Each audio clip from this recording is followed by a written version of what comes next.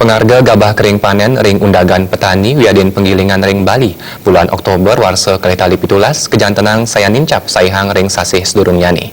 Napi malih pengarga punika wantah pini ageng selami warsa pungkuran puniki.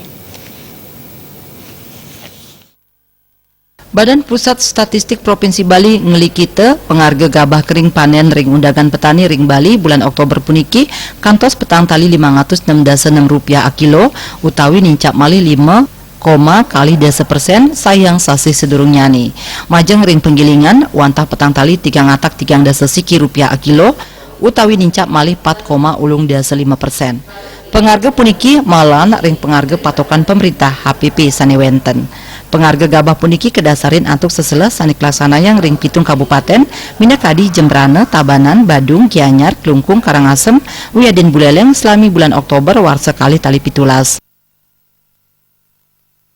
Sebesar Rp4.566,02 per kilogram dibandingkan dengan rata-rata bulan September ketika itu Rp4.340,42 per kilogram untuk gabah kering panen.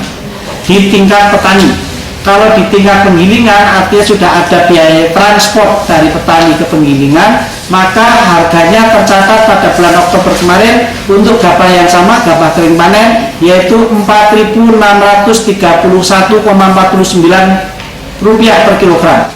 Saking panureksan selami warsa saking bulan Oktober warsa kali tali 16, pengarga gabah kering panen ring undagan petani Wiadin Penggilingan bulan Oktober puniki rumasuk sani pinih ageng. Darmawan, Bali TV.